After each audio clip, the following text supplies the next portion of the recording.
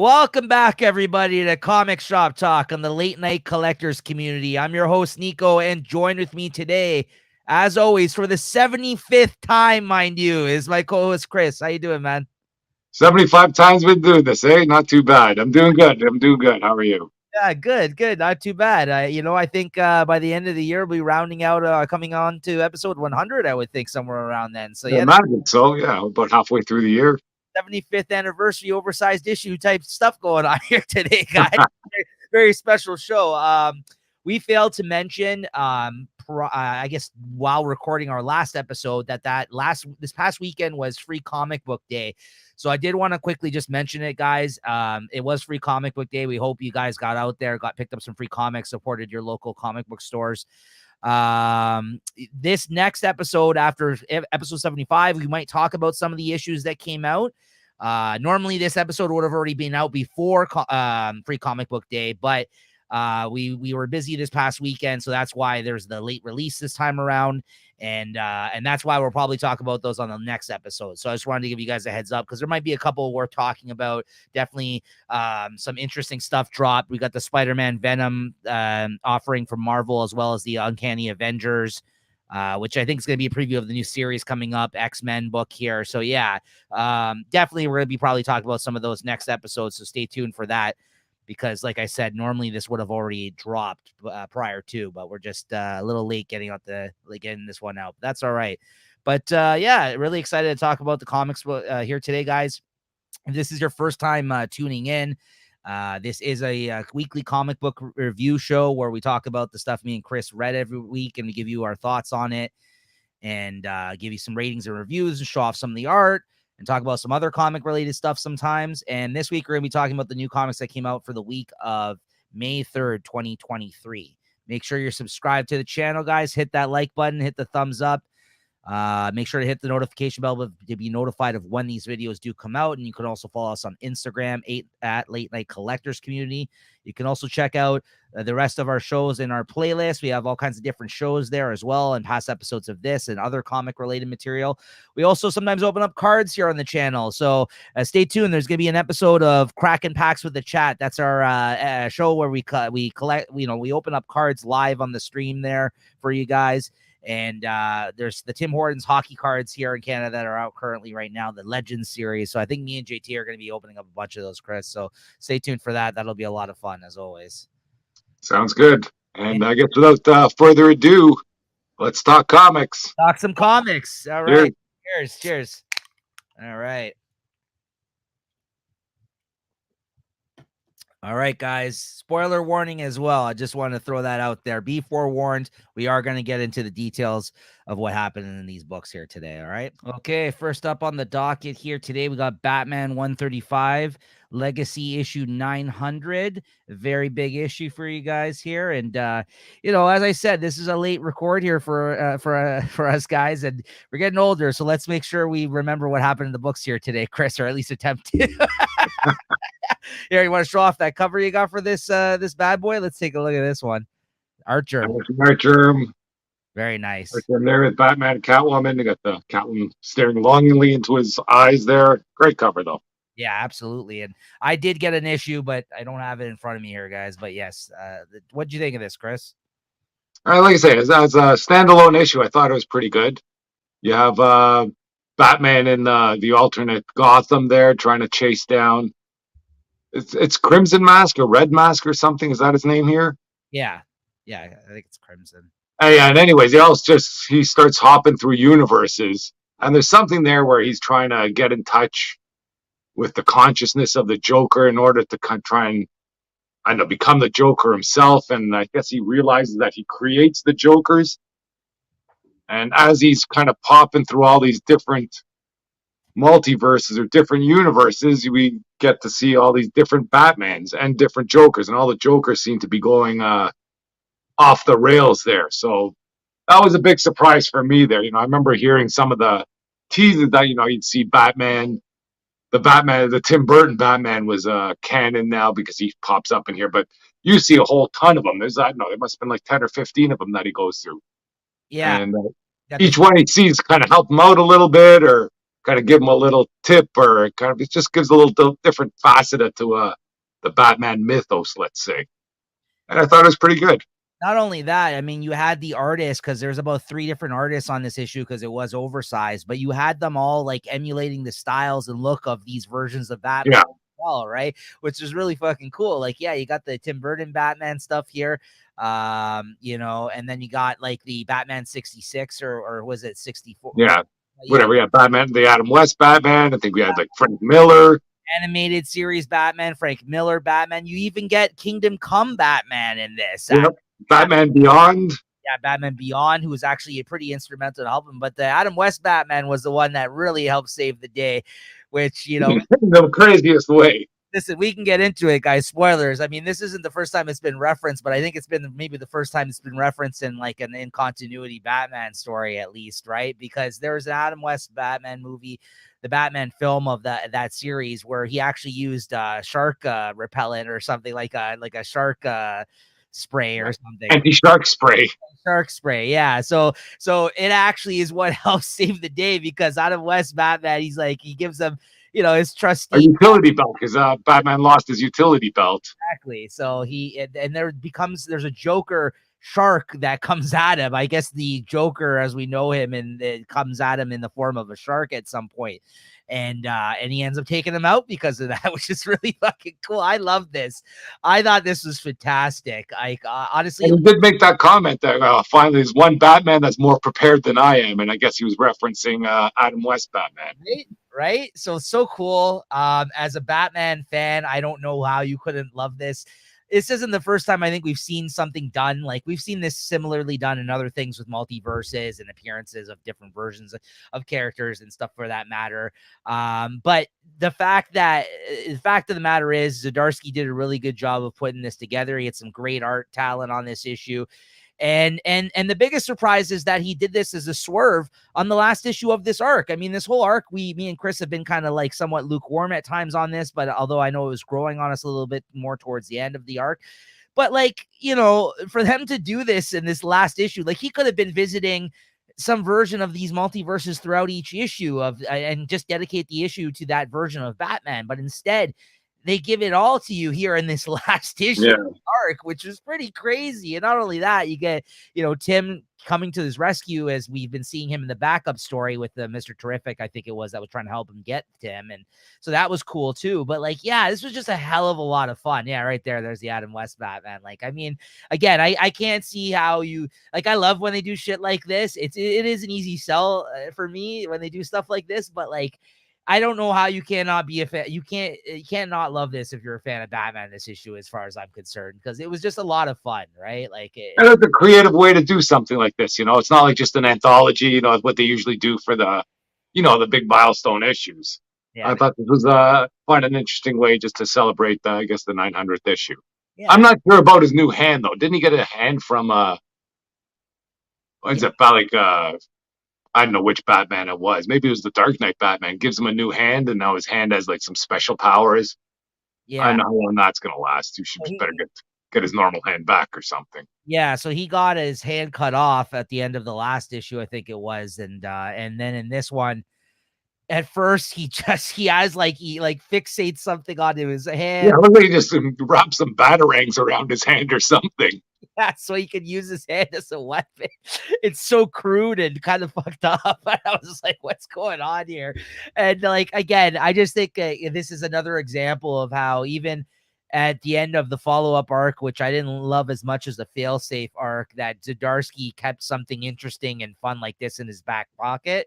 And I love this issue. And for a 900th issue, if you want to talk about legacy, if you want to showcase some of the best parts of Batman, they were able to do that in this this issue by showing you all these different multiversal Batman, and at the same time giving you a satisfying conclusion to the story. Yeah, absolutely, I agree with Chris 100%. This is a blast. I had a great time reading this issue, and yeah, I didn't know what to expect going into it, but it wasn't this. So this is a big surprise for me this week. Yeah. And he may be getting a new costume too. Really? I didn't know that. Well, the one that he has there now, I think it's more like the Frank Miller costume, the one that he gave. I don't know if he's going to keep it when he gets back to wherever he is, but Yeah, that is because that was the Frank Miller University got it from. Yeah, maybe. And and yeah, in this last page though, I didn't know what to make of this. Those are all the what benzurals or whatever they call them. Zuran. All right. Yeah, Yeah.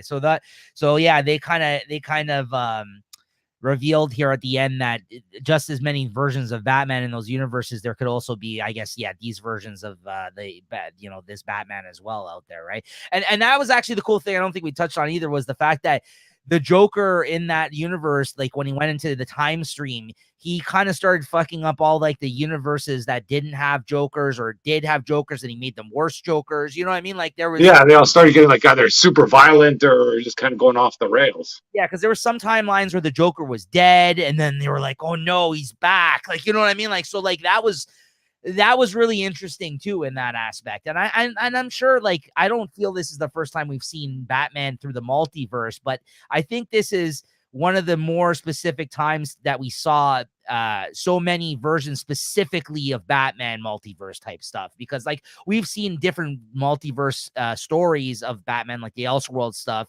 of course, and we've seen him go through the multiverse as himself, but I don't feel like we've seen like all of the Batman multiverses kind of colliding into one. At least I can't recall an Yeah, it's all the different media Batmans too. It's not just like different Batmans in comics. It's all like the animated series Batman, the show movie Batman.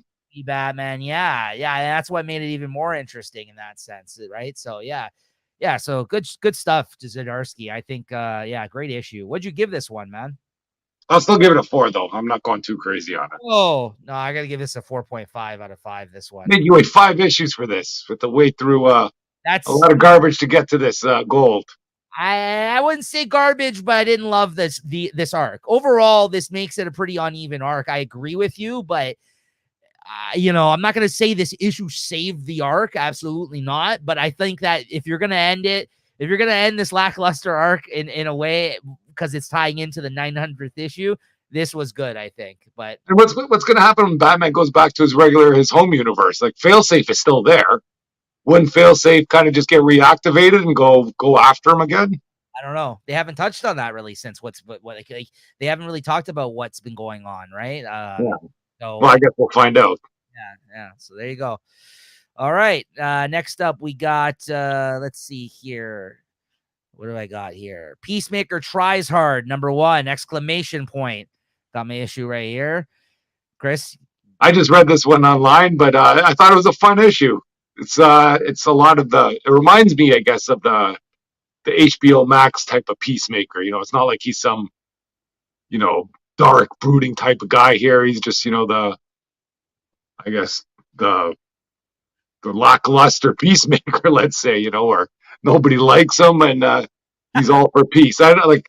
I haven't read much Peacemaker in comics, so I don't know if this is like the archetype of the standard Peacemaker, or if there's, if they're just playing up that HBO role. But I thought it was a fun issue, and he did some crazy things in here. well, not only that, they finally really leaned into the DC Black Label, because when you're reading this, the swearing in this comic alone, you're like, whoa, like what's going on here? So I really enjoyed that, because I don't think you could do this version of this character. And you're absolutely right. It is the HBO Max version of this character that James Gunn created, like Peacemaker spinoff show from his Suicide Squad. So I thought this was hilarious. It got to a point where I think it was a little too silly. Like, it's supposed to be silly. It made me laugh numerous times, but there was even a couple of times for me where I'm like, okay, this is getting like a little bit out of my, like, Yeah, they're leaning too hard into the John Cena Peacemaker. Yeah, but that being said, this was still a hell of a lot of fun. I thought the art was really well done. I think if you were a fan of that show like me and Chris were, I don't see how you cannot enjoy this comic, quite frankly, because this is that version. And I think it was written well and done well.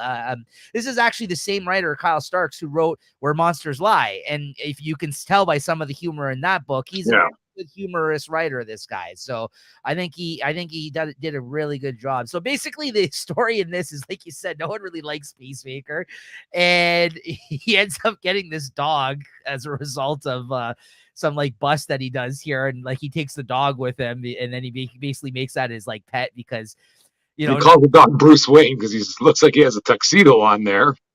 no one wants to come to his party. Like he's invited. Oh, he's on that party. So like he's just kind of like, a sad sack fucking Peacemaker. Yeah. So like, but no one likes him. Like the Suicide Squad, like Amanda Waller's like, oh, can you tell the squad to come to my party? And they're like, don't, we're not here. So, yeah.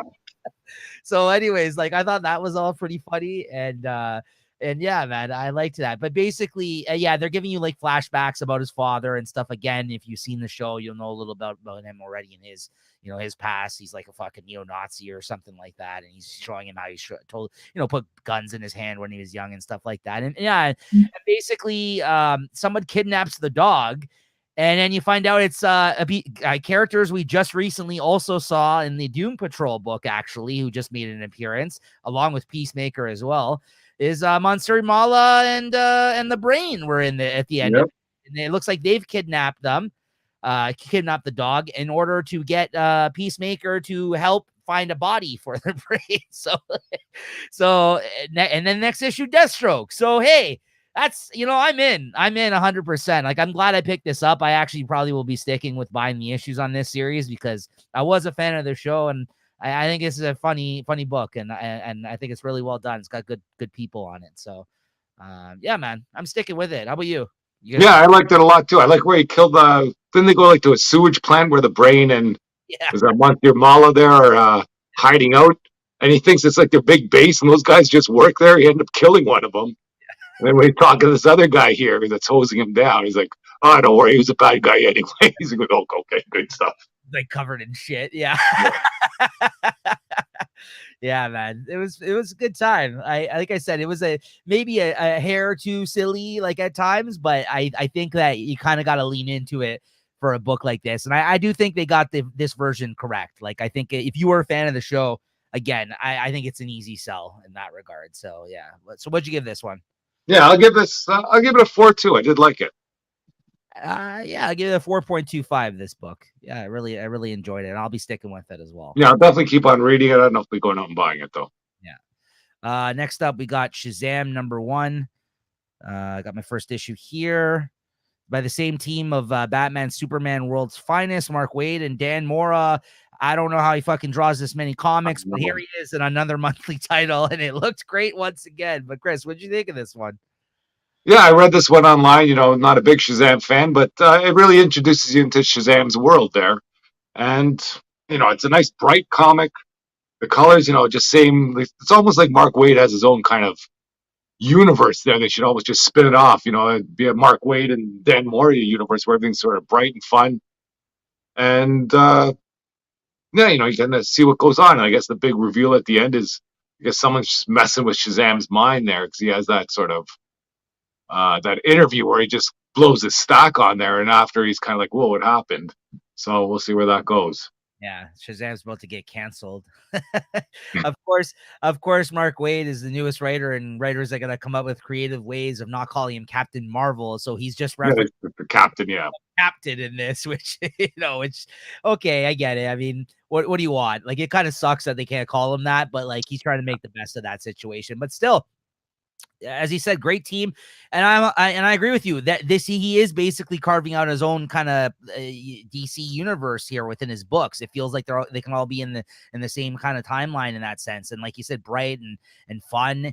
And I'm on board for this series, man. Like I picked up this first issue. I'll probably end up reading it moving forward online because, like you said, I'm not like a huge Shazam fan, but with this team on board and with this first great issue, I'm definitely going to continue reading it. I might add it to my other paperbacks when it comes out collected on my shelf, because I do have a few other Shazam paperbacks. I do enjoy the character when done well, and I think this is a great start. I liked Talking Tiny. He's Tawny is it looks like he's like a chef or something for them. I don't know what's going on there. He's helping them out.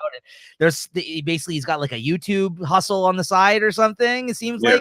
Yeah, so I don't know. It's again, I think it really helps that it's the same team that's doing World's Finest that's doing this. So I think that's the main reason why I'll continue reading this one. But it was Yeah, if it happens to cross over with World's Finest, or yeah, it all works out, and I think it's a good place for Shazam to be, kind of not in the mainstream, but still putting out good stories. absolutely. Yeah, no, good stuff. So what'd you give this one? I'll give it a 3.75. I'll give this a 4.25. I really enjoyed this stuff this week. These the DC offerings. All Yeah, right. good. Next up, we got Where Monsters Lie, number 4, the finale of this miniseries, at least for now, the way they left things. But so what do you think of this one, Chris? This one starts out with a bang, though, that's for sure. Got a little Saw action going on here, and gives them what one would think is a difficult choice, but he makes that decision pretty quick. And I guess you see the fallout of the war in this, not the war, I guess the attack on the town. Yeah. And you get the two sort of, what's that? It's like that Michael Myers type guy or Jason type monster, and the other guy, you see them kind of being warned to stay away from each other, but I guess they can't do that, so they battle in there. And I don't know, I thought it was just, the story moves along well. It's interesting all the way through, and then there's some swerves at the end that kind of leads you to wanting more, let's say. Yeah, I actually didn't put the preview art for those pages because I felt that if you guys do end up wanting to check this out, I felt those were pretty. It is quite a swerve here at the end, which I will say, it could leave the door open for more like a miniseries like this if he wants to. Maybe he was just waiting to see if this one was successful or not. But yeah, I thought this was just, again, a hell of a lot of fun. I thought he stuck the landing. When I saw it was only 4 issues, I was like, okay, you know what? That's a good amount for this series. But, by the end of this, I was like, I would take more. I really would. I think this is a fun story. It was funny. And like I said, Kyle Starks with the humor once again. And yeah, it's basically Texas Chainsaw Massacre guy versus Michael Myers here at the end, it seems like, or like a Jason versus Michael Myers or something like that. It's, these types of versions of these characters, although it's not like them, but yeah, I fucking hyper violent, lots of jokes mixed in, and he kind of balances it all out really well, like with the violence and the jokes and everything like that, like and the action. It's a good mix. Like, it's not too funny. Like, how like I just said, like, same writer wrote the Peacemaker book. That one was like super wacky, where this is like, it's funny and it's kind of wacky, but like it kind of brings it back down, I think, it keeps it more in the real world, let's say. Not that this is real, but right. Something that could be happening, Yeah, absolutely. So oh, this poor kid. That's the perfect ending. Like what the heck? Yeah, and like I said, I left some stuff out there, guys, but definitely go check it out. This is all done now, this miniseries, right from Dark Horse Comics, Where Monsters Lie, and the trade paperback is actually up for pre-order right now. I think it's going to come out in a couple months, and I'm double dipping. I'm going to add this one to my shelf. That's how much I enjoyed this one. So, well, actually, I guess I read this one online, so I'm not double dipping in that sense. But there you have it. It's well deserved and a great book. What do you think of this? Yeah, I thought it was great. I'd give this 4.25 for like the series and for the comic. Nice. I'm going to give it a 4.5, I think, for this issue, and for the miniseries, honestly, like a 5. Like, I think this was, my favorite of the week twice, I think, out of 4 issues previous to this. Who knows? Maybe there'll be a third here today. I think I gave it 5 twice as well, those first 2 issues, and it's honestly so far probably my favorite miniseries of the year. Wow, look at those hot takes right there, guys. I kind of loved this series. It was really Dark Horse comes through. Yeah, man, good stuff. All right, next up, Chris, Edge of Spider-Verse #1, a return to the Spider-Verse yet again. Yeah, I thought it was the end of the Spider-Verse when Spider-Man started, but nope, it wasn't. Yeah. I bought it just for the stupid cover with I guess you got the T-Rex Spider-Man with the Venom Spider-Man, and I don't know, you just go into it. They lay a lot into this prehistoric Spider-Man world, and I don't really care for this world and the way they speak, and it's all just silly and dumb, but it's fun. And it was okay. But with that cover of, who was the Venom? Like I think there's a craven cat in there or something that he's fighting. And I don't know, they push somebody into like a tar pit and freaking the Venomosaurus comes out. And I don't know, there's like a Mary Jane bird or a pterodactyl or something. That drop kick's pretty awesome right here. Look at that. Like that side kick to the face. Like that's pretty sick. I didn't know a T-Rex could move like that. I don't worry, they still make fun of their little arms and stuff like that. Sure. But yeah, it was an okay read. It's better than I thought it would be. And I just bought it for that cover, though. I'm not going to continue with the Spider Verse, unless they got some interesting stuff coming up. And same, I think there's a Venom verse coming out. I feel like I'm just getting freaking hosed by these comics, thinking all these big things are going to happen, but they don't. And yeah, there's a second story. I didn't even know what it was. I forget about it. There's some like spider killer floating around, but wasn't anything too groundbreaking, let's say. Okay. So what'd you give this one? I give it a 3.5. Still a fun read, a good comic. But if it didn't have that cover, I probably would have just read it online and wouldn't buy it. All right. Next up, Poison Ivy number 12. This is one of the ones it looks like I've dropped when I look into my pre-orders. But it's still a decent issue. They're a little trippy in this one here. I think those Lamia spores that I guess Poison Ivy controls that she was killing everybody with have mutated. So she has to accept them into her body to try and fight it there. So there's a lot of kind of trippy battle scenes with her kind of fighting in a spiritual world, I guess. So it was kind of fun. I think the art was decent in this one. And the big reveal at the end is that she makes it back to Gotham. I thought there'd be more kind of pomp and circumstances with their big reunion, but it just seemed a bit ho-hum.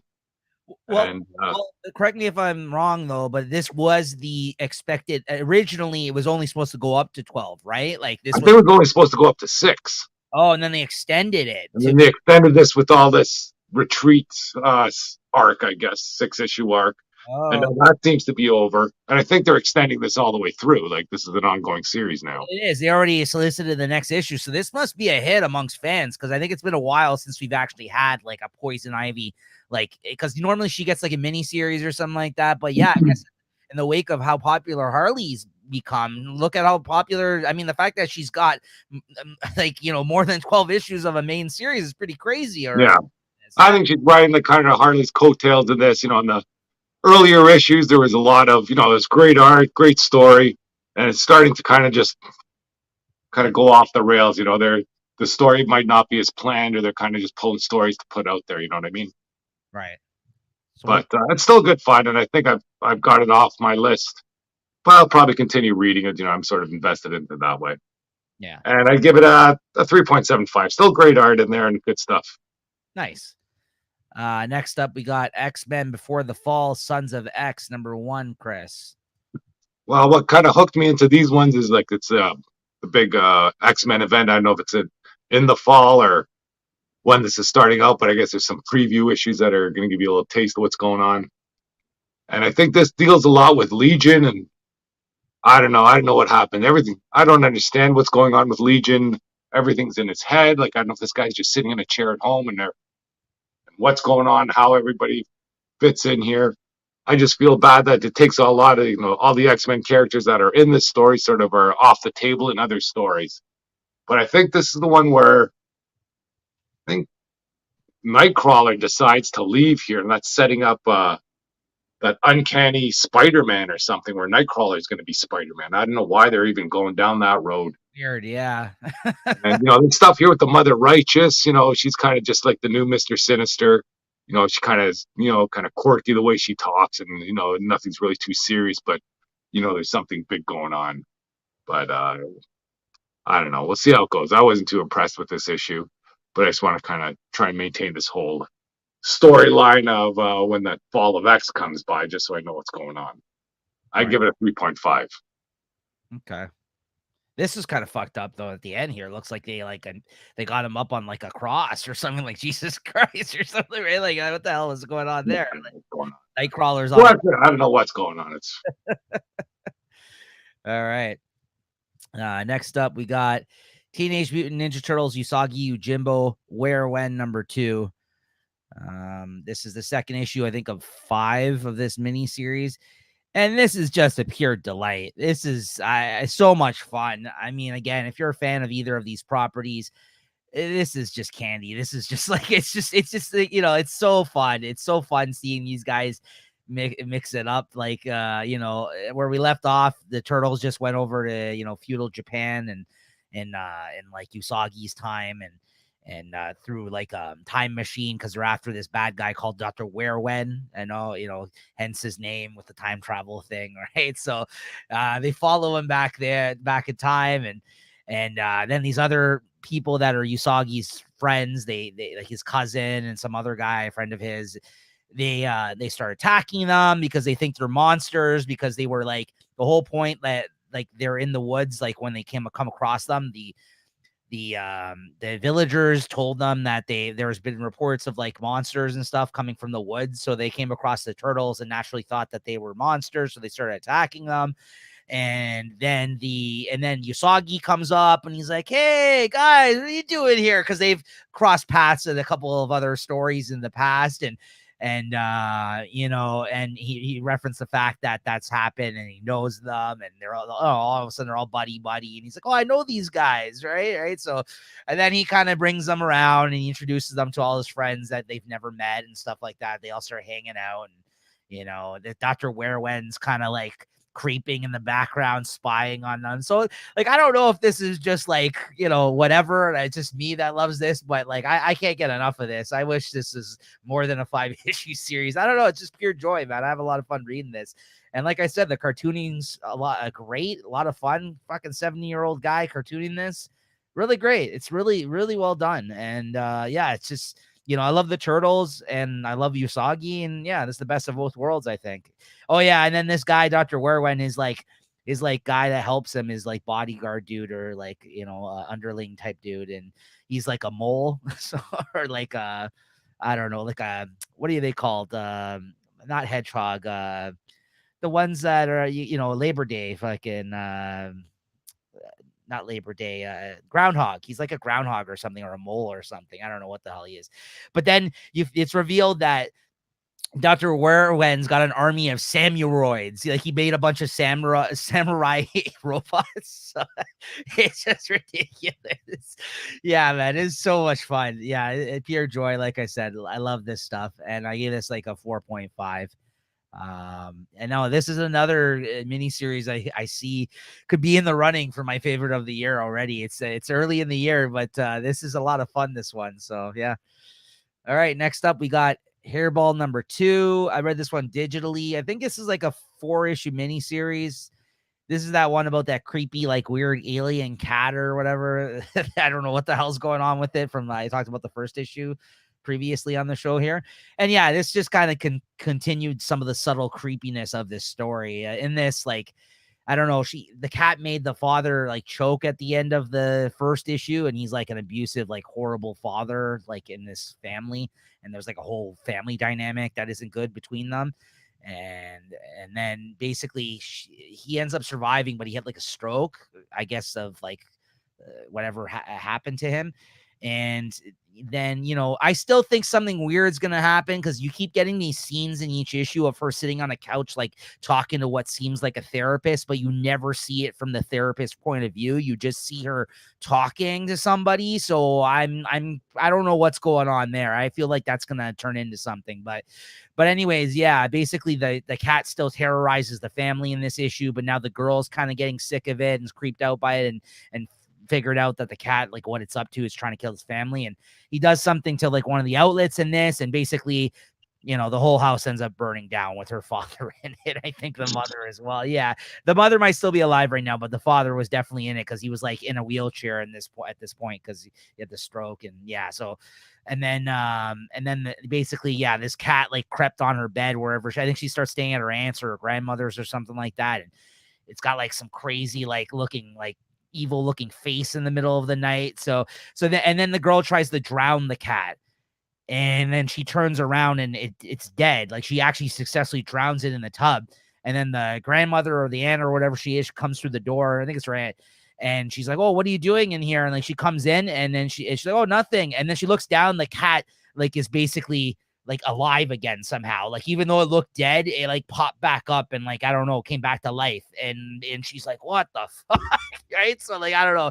It's a creepy book. But again, this is one of those things where like it's if it was more than a few issues, I don't know how invested I would be, but the fact that it's like a mini series, I'll probably stick with it. So I give it a 3.75.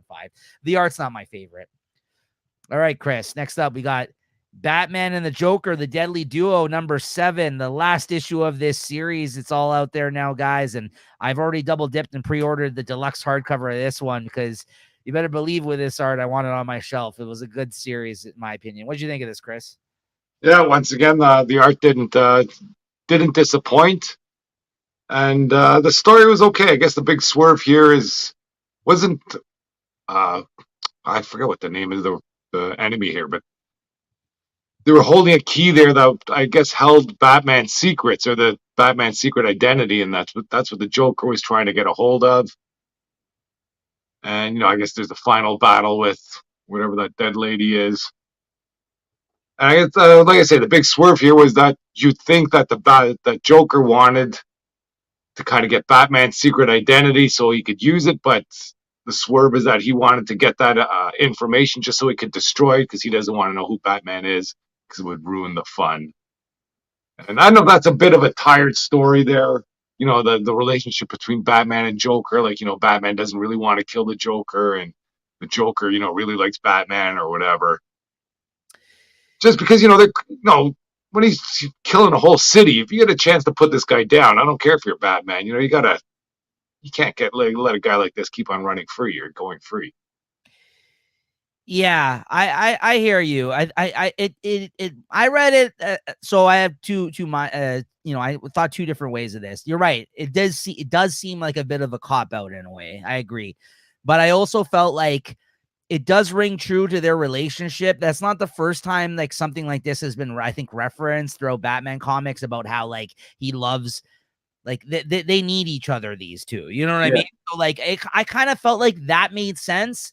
But in the same sense, like there's not much. This is the end of this series. There's not much he could do maybe to change these characters moving forward. But then you think of this being a Black Label book and it's out of continuity. So why couldn't you do something shocking at the end of this? Right. Yeah. So I'm of two minds on that. I agree with you. I would have rather that been the case, like something like that happen. But that being said, I still think it was a decent ending. And I thought that as a whole, I thought the series was really well done and it was much, much better than I expected. I thought maybe this series was only going to offer the art, as we talked about, previous to us checking this series out originally, just because I'm like, I don't know about Mark Silvestri's writing chops, but hey, you know what? I thought it was a good series personally, but I hear you. It would have been nice to get a more definitive end to this story than just the Joker and Batman continue to fight another day, right? So yeah, right. So what'd you give this then out of 5, would you say, given that? I think the series in itself, I'd give maybe a 4.25 because this was like, it's a decent story with super art. And, there's not much, you can't ask for more than that. And the issue itself, I give it a 4. Still good stuff. Same. I give the same thing. Yeah, I give the series again 4.25, like Chris said, and a solid 4 on this last issue. I think it's definitely worth checking out. And in the millions of Batman books that they have coming out every month, quite honestly, like there's probably like 10 that come out every month. This was one of the ones most worth checking out, other than maybe the main series, I would say, the last few months. Yeah, this is, and like I said, that hardcover is going to be coming out in a couple months. So if you maybe were waiting to pick that up in that way, the art's going to look great in that one. So definitely check that out. Yeah. So next up, we got Adventures of Superman, John Kent, number 3. Chris, you caught up on this to check that? Or you? Well, I didn't catch up. I just read this issue here to see what's going on. You've been saying some great things about this story here. Yeah. So kind of jump in. I know a bit of the history, or not history, but a bit of the characters that are going on here because they're in some different Earth.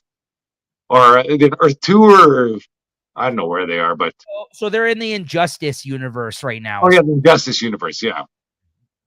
And I guess he's waking up there, and it's fun. It's always fun to see when all the characters are different. Like, you got Lex Luthor, and he's a friend of Superman. He's a good, I guess he's a good guy in this here or something.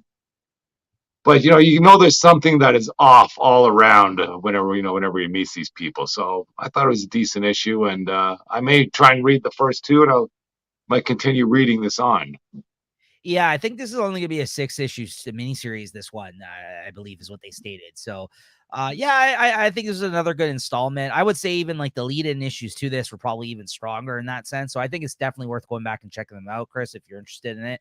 Um, it's not as much of a surprise, I guess, to me, if you are familiar somewhat with the Injustice stuff, to learn what you learn about him at the end, that there's kind of like a totalitarian like society. Like it's like he's ruling under, like, they're basically Superman in this society that he's got going on right now is like, they're very, people are afraid, like, essentially, of him, and like therefore the world is working well because, like, they are afraid, like, it's one of those things where, like, if you do wrong in the streets, like, you'll go to jail right away, or you'll get killed or something like that, right? Like, it's definitely, he's kind of like, there was a time of Justice comics that I read, like, he basically becomes like Hitler or something. Like, it's crazy. Like, so this is not a good version of Superman, yet John is there thinking that this guy, is a good version of him because he happened to save him from getting killed by the Ultraman Superman,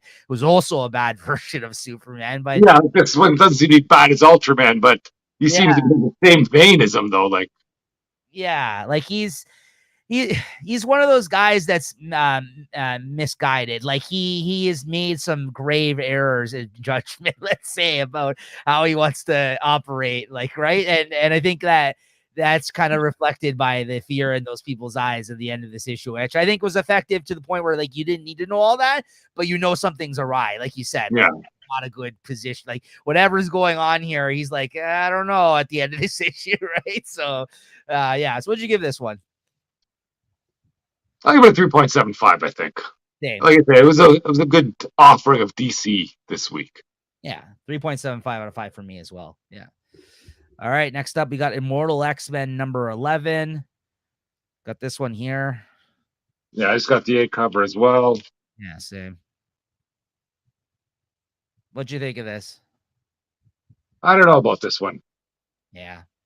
Like, there's the fallout, I guess, of the Sins of Sinister Dominion, where then they all go down into the pit, and this one comes back. They're already back from the pit, and a lot of Storm stuff here, where they kind of blame. I don't blame her, but the Mother Righteous is still revealing, I guess, what happened in that 1,000-year span during Sins of Sinister, and they're trying to figure out, I guess, how to proceed from here. And those 4 or 5 kind of council members, I know they got them hooked up to that tree because they're trying to find out if they got that sinister gene in them. Yeah. And I don't know. And I'll still keep on reading this comic, but I was hoping this would play out in a different way, or at least more action. I'm kind of getting tired of this Mother Righteous pretty quickly, either in this one and in that Sons of X. Yeah. No, you read my mind on this one. I feel a lot of what you're saying here. I thought this was a very overwritten issue, very chatty. Like, there seemed to be a lot of talking going on this issue, but not much actually happening. And like you said, this is also being written by Kieran Gillen, who literally just did the wrap up of this Sins of Sinister Dominion and everything else. And yet this is the aftermath of it. And it seems like it wasn't, like you said, like, it seems like there should be a lot going on and there's not much going on. And there's a lot of rehashing of that shit. And, maybe at the end of this issue, it kind of gave you hope of something interesting coming up and down the pipe, but, like, not enough to keep me around. And I got to tell you the truth on this one. This was on the chopping block for me at the moment, because, like, I've kind of felt this is the lesser of the 2 X-Men titles I've been reading. And as important of the book as this seems to the grand scheme of things, because it is the book about the council and everything like that, I might just continue to read this online past the next issue. I've pre-ordered up to issue number 12, but I might be dropping this one in issues now. Yeah. I'll continue. I don't blame you.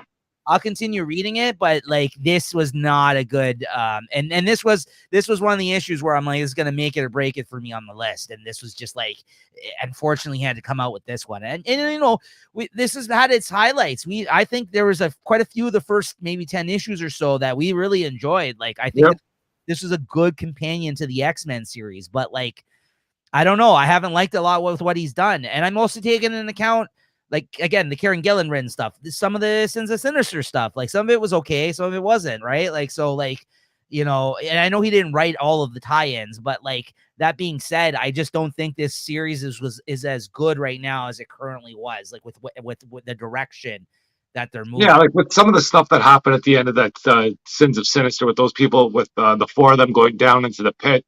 I thought that was a big deal. Maybe this issue they could have had them, what's going on in the pit for them, but it was, it's reversed already within one issue. I think we could have had a few issues of them down in the pit and, kind of seeing how the council operates without, the four, four strong members. Right. But anyways, we'll see. Yeah, I'd give it a 3.25. Nothing great. I'll give it a 3.5, I think. I'm close to 3.25, but I think like there was a couple of scenes towards the end of the issue that I enjoyed, but for the most part, I this was a lackluster issue, and like I said, I'm dropping it as well. So yeah, you know what? Fuck it, 3.25. I'm dropping the issues. I think next issue is the last one I have pre-ordered, and then I think like moving forward, I'm gonna continue reading. I still think it's gonna be an important book in the line, but it's just not as enjoyable to pick up for me, I think, anymore. Like, I feel like now I'm just like reading it out of like responsibility to read this book. Like, you know what I mean? Like, I feel like I need to. Yeah, right? Just to stay in the loop, you want to read this or have it, let's say. Yeah, but I can read it digitally and do that. Yeah. So I'm probably gonna do that. Another book that was actually on the chopping block for me this week. Let's see how that turned out. Spider-Man #8, Chris, our final book of the night here. This one. Yeah, well, I think the art's picked up in this here, but the story just isn't really grabbing me here. There's some fun stuff there with Electro, and he's, he finds some guy finds him and wants to partner up with him, and then he ends up zapping him. But I think the art has really stepped up though, like with Bagley here. Look at this page. Like, this is a great looking page. Like, it's that page when he's running out of the burning building here. It's a great one. Like, there's some good. And there's a bit of a story here too, where Spider-Man couldn't save somebody in that building, and that really affected him. Yeah. And then he seeks out. What I'm getting tired of him seeking out Norman Osborn for help to begin with. That's getting a little bit old too now. They've done it once for the Amazing Spider-Man, but here he's doing it again. Yeah, you can see that going freaking bad pretty soon. And I guess there's a little nod to the Spider Boy here. I guess he might be being featured sooner than later in the next few issues. And I guess he goes to Norman Osborn. He wants to be a kind of expand his spider sense, and they do some crazy experiments. And he gets a spider. I guess he can sense other people's spider sense. Is that how they explained it there? Yeah, whenever other people are in danger, he can sense their danger. His spider sense activates, and he can sense their danger. So, but then something happens with Electro, which is isn't that how it happens or something? Or no, so they build the thing that does that, but whatever happens with Electro brings it into overdrive, and he can sense like everybody, like in the world or something. Yeah. I mean, like, it's like a radius that's insane now. Like, so like instead of just swinging and you can sense people nearby, he can like sense all of Manhattan or whatever now. You know what I mean? It's like, so it's like a whole issue now. Like, you know what I mean? Like, so I don't know what's gonna happen there. I thought that was kind of interesting. I don't think I've seen that storyline done before, but well, his spider sense going crazy. Wasn't that just what happened in Beyond there, where you couldn't control his spider sense? I guess there's a different spin on it, but well, at the end of it, it's the spider sense is going crazy. There, yeah, it's definitely the same type of. It's a version of what we've seen done before. There's also the lost his spider sense story that's been done before too, right? Yeah, so that's the other side of the coin there. I'd rather lose it than go crazy, but yeah. So I'm still buying this though. I'm a sucker, I did cut a lot of stuff, but I'll take this one here I'll take it for a run till at least 12, 15 or something. Yeah, well, that is what I was gonna say. Out of the two, this one lives to see another day. I do think it helps that we move past the Spider-Verse storyline, and I do think it helps that Bagley isn't drawing 1,000 fucking people on the page, because like his art looks in this issue, like you said. So I'll give it a couple more issues. Yeah, we'll see what happens with this arc, but you know, again, if I'm comparing the two, it's the lesser than Spider-Man book, absolutely, hands down. Oh, yeah, easy. In a week. And the only reason why I might drop this even after another couple of issues is the fact that this does not feel like a companion book like they Oh, not at all. That's what's bugging me the most. If this felt more of like a companion book to Amazing Spider-Man, like, which is what they said when they launched the title, by the way, because they're like, oh, Dan Slott's back. And, you know, he's a famous Spider-Man writer. I was like, oh, okay. You know, not everyone loved his stuff, but I'm like, okay, I liked most of his stuff. Sure. But yeah, this is kind of like, you know, not as good as think as any other Spider-Man stuff Dan Slott has done. And not only that, it's not a companion book at all. Like other than the Norman Osborn thing, like nothing has been referenced from like the current like book. Yeah, like this could have been, whatever, 5-10 years ago. You never know where Spider-Man is in his life here. Yeah, so I don't know. And so that all kind of bugs me. But so what'd you give this one out of 5? I think I'm glad the art has really stepped up, so that makes it a little bit easier to enjoy, but still a 3.5 for me.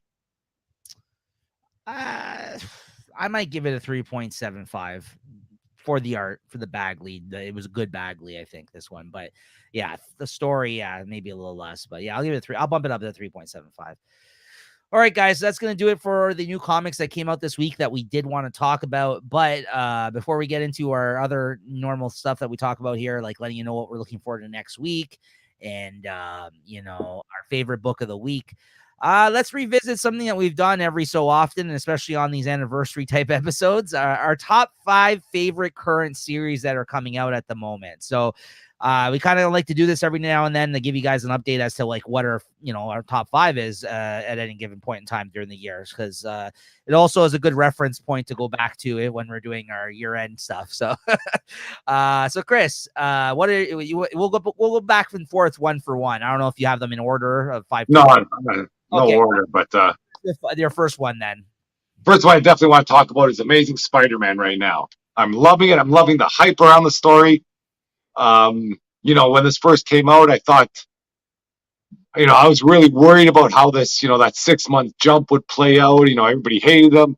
I think they've explained it really well. I'm glad that that whatever god that brought him back into that apocalyptic world is done, and that was kind of just more of a device to get to do whatever they needed to do.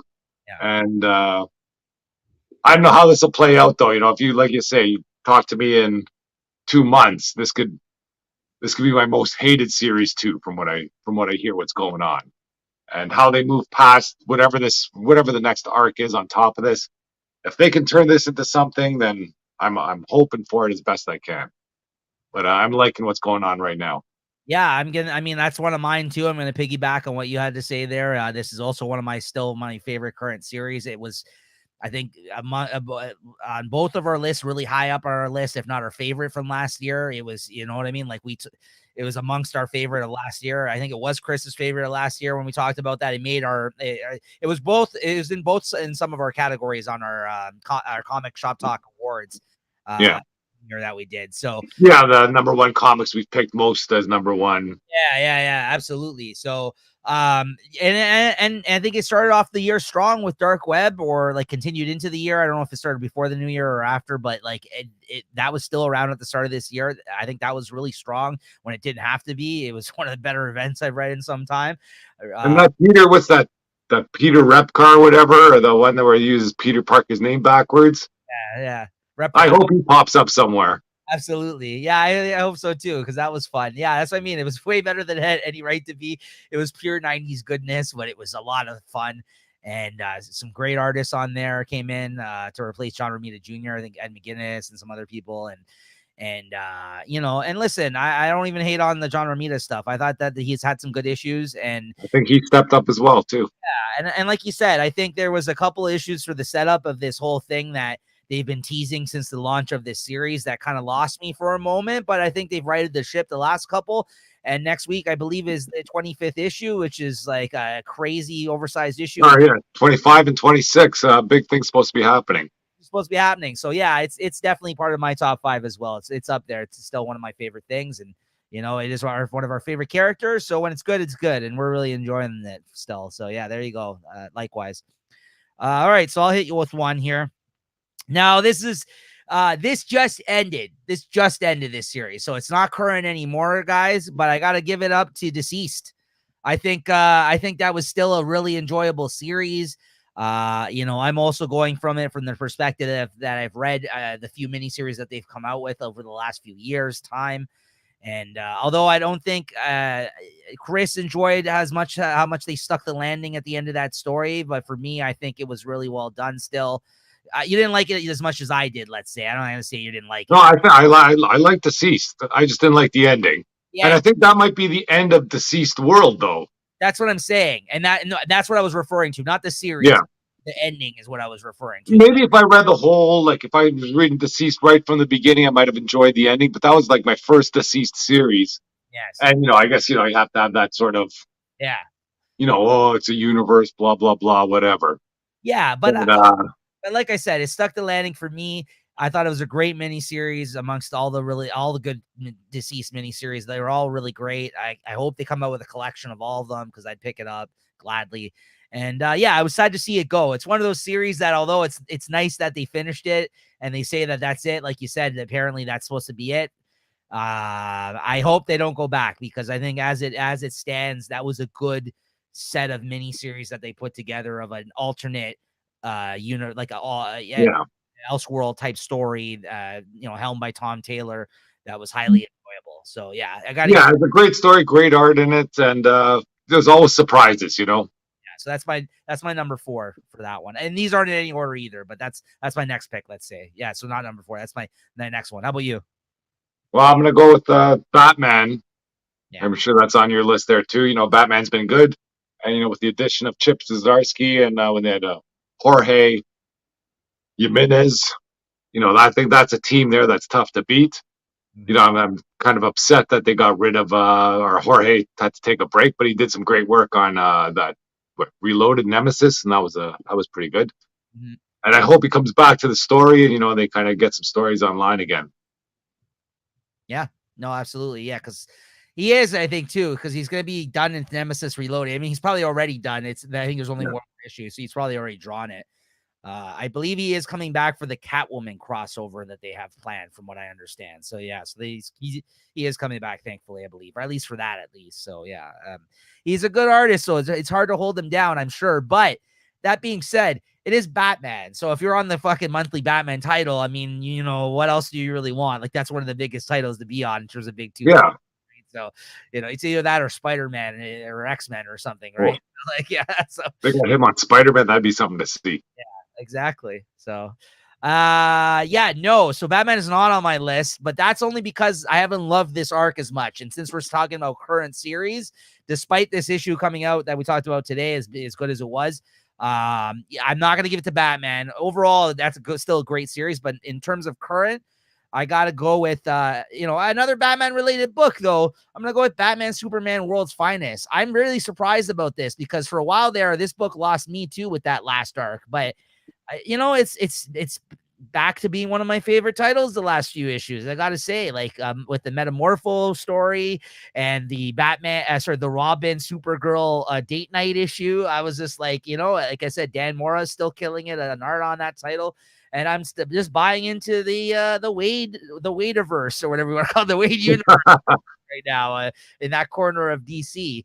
Like Chris said, it's bright, it's fun, good writing, good art. Yeah, I mean, I'm really enjoying this title, Batman, Superman, World's Finest. And like I said, it almost lost me, but I think the last few issues I've really been digging once again, and it kind of reminded me why we really enjoyed it at the start of the series as well. I think like the first 5 or 6 issues. Yeah. Yeah, this is great. And then there was that arc there. Thunder Boy got me. Yeah. Got him.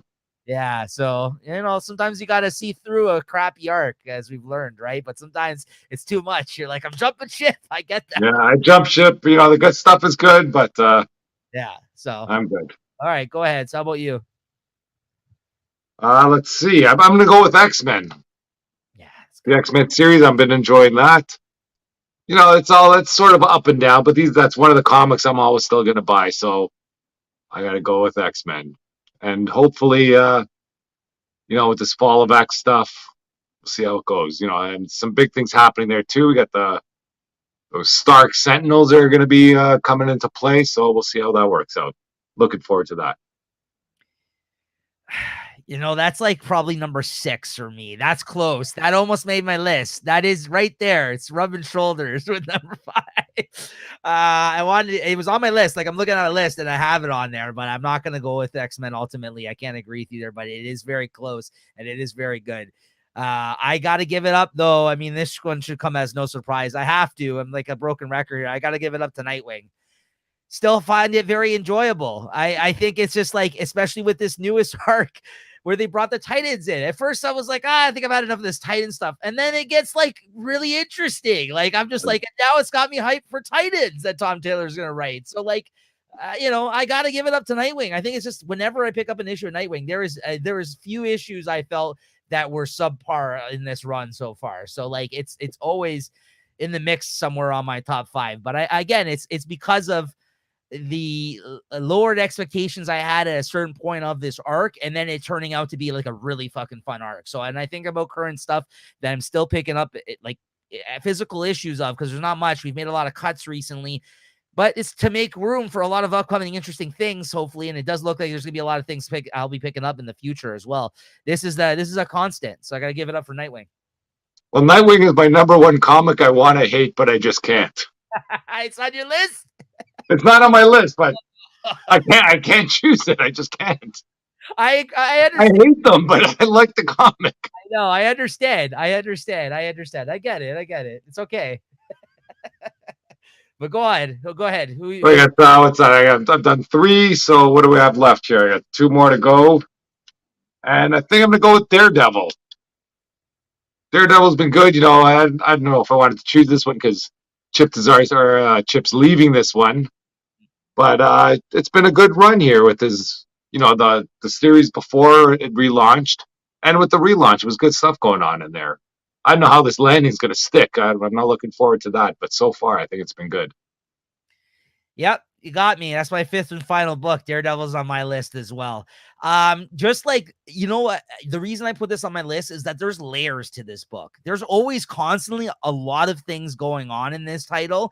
And like sometimes where I'm like, I read an issue, I'm like, yeah, that was okay. But then like I think on it some more, and then we come on the show and we talk about it. And it always seems to be so much to talk about that's going on in this book. And the art's usually always top notch, and like he's doing a hell of a job. And like you said, he is leaving the title soon, but I think it's been in good hands the entire time he's been on the book. So so I really think there's a lot to be said about the book, because I think when I feel like we might have get like I don't want to call it a bum issue in between, but one that's like, you know, whatever, like a 3.5 or whatever, like, and then like the next one comes back and it reminds you why this is such a good title. Like, you know what I mean? So like, even when it stumbles a bit, yeah, when you really break it down and you think about some of the plots that have been going on in this title and everything that's been happening to Matt Murdock and like in his life at this moment in time, you're like, you know what? He's juggling a lot right now. Like he's got a lot of balls in the air, and I don't know where it's all going to end off at the end, like you said, but I guess we'll see. But for right now, currently, it's in my top 5. Absolutely. Yeah. So that's it for my list. But why don't you hit us with your last one, man? I think my last one might be Harley Quinn. Wow. I've been liking, you know, I liked the arc before. You know, it really hit me in that, was it last summer though, when they put those 4 issues out in a month. I thought that was just absolute trash. But since then, I think it's been decent. You know, when they had that Harley That Laughs, I kind of enjoyed that one. That's some great art there. Yeah. You know, a decent story. You know, with Harley going through the multiverses. And you know, it almost lost me with the first issue of Sweetie Boo, or is it Sweetie Boo or Sweeney Boo? Yeah, Sweetie Boo's the artist. Teeny Howard, I think, is writing it. Yeah. So. Yeah, that one almost lost me, but the next issue brought me right back in, and then the backup story. If anything, they should just get backup stories, you know, with some freaking hot artists, and you know, knock it out of the park. That's my hope for Harley Quinn. Mm-hmm. Yeah.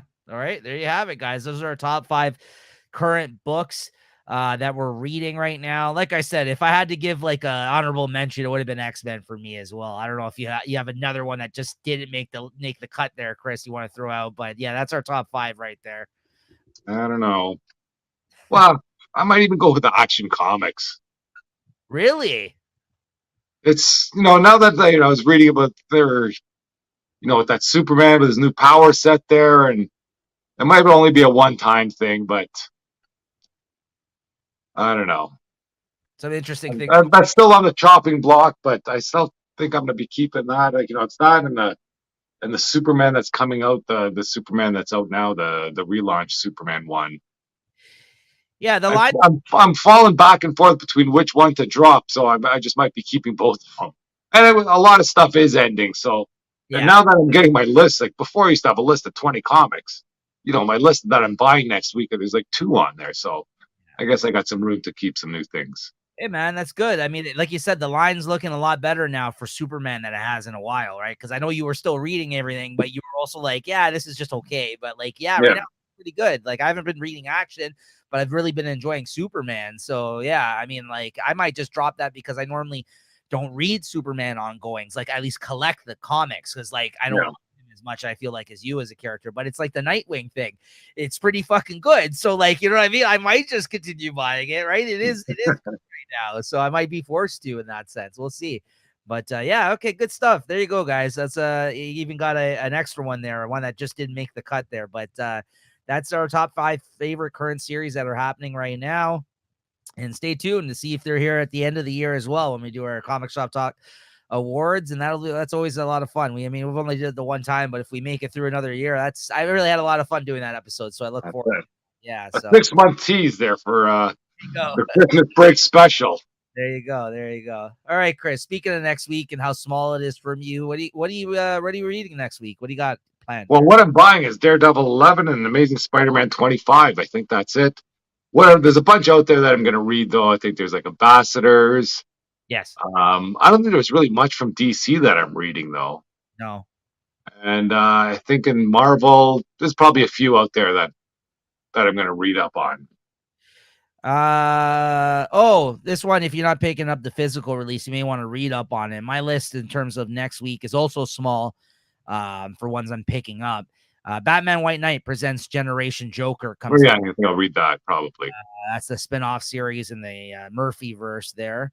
Then you got Amazing Spider-Man 25, of course, Daredevil 11, as Chris mentioned, and Phantom Road 3. That's the only things I'm picking up physically. So I only got 4 issues that I'm picking up next week. But then, like Chris said, I'm also going to be reading Ambassadors 4. Then we got Iron Man 6 as well coming out next week. So, yeah, I'm going to read that for sure. And since it is a small week, I might read Rogue and Gambit 3. But that's about it. It's a small week next week, guys. So there you go. That'll be it for next week. But have you heard anything about this comic, I Hate This Place? Yeah, that's also written by Kyle Starks. Excellent. I was reading, I think there was an issue that came out this week. I might have just kind of popped through it online. And that might be grabbing my attention. We might be starting to talk about that one soon. You might want to read. So I read. So if that's the case, I might jump on and start reading it with you as well, because I picked up the first trade paperback, which I think was like the first 6 issues. Yeah. This Kyle Starks guy is on a roll. Like, I like his stuff. He's the guy, like I said, wrote Peacemaker and Where Monsters Lie. Yeah.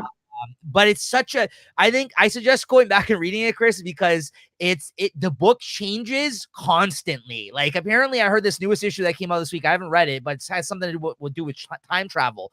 But there was a lot of like weird horror aspects and stuff like to the book, like prior to this. Yeah, there's, I don't know. There's something. Yeah, I just can't explain it. But it's a good book. I read the first trade and I loved it. I loved the first. Yeah, like it's like the world's gone to hell.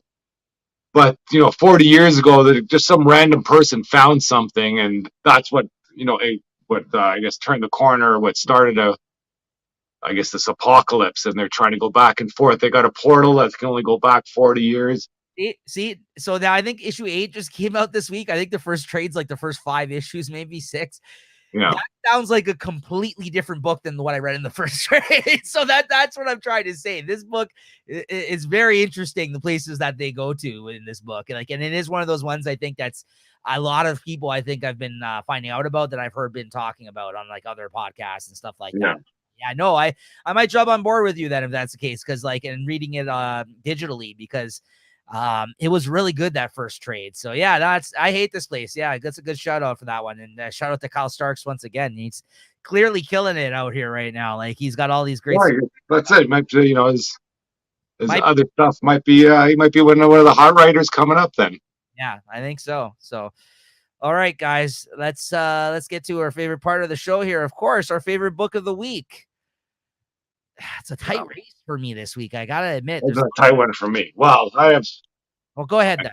Go ahead. Well, I'm just gonna go with Batman. I think ultimately I'm gonna have to give it to Batman too. It's hard not to, but I want to say right now, just pure joy in a comic like this. Like I gave it to this, like, I think the last issue though, but like, this is a lot of fucking fun. But like, this Batman issue, I think, is the saving grace of this arc, and that. So I like, again, I love Batman's, and it was just a singular, really good issue, like like a 900th issue or whether legacy issue, whatever. Putting that all aside, just from art and story and the multiverse stuff and the things I wasn't expecting, yeah, I got to give it up to that. But this was close. This and even Where Monsters Lie were close this week. It was a three-way tie almost for a moment in my between those books. Like, but you're right. When I read Batman, I was like, this is probably going to be like, I don't often try to think that way because sometimes when we come on the show, my opinion changes. But when I read that, I was like, that's going to be a hell of a hard book to beat this week. Like, I said that to myself. So I was just like, yeah, I got to give it up to that one. But yeah, like, a lot of pops in there, but they were meant to be there. You know what I mean? Like, they were working very well. It's not like, oh, welcome to Toronto, yay! It's all good. yeah, man, it was good stuff. So yeah, there you go, guys. Batman, what's the number on this one? Batman 135. Legacy 900, if you want to go that route with it. But yeah, there you go.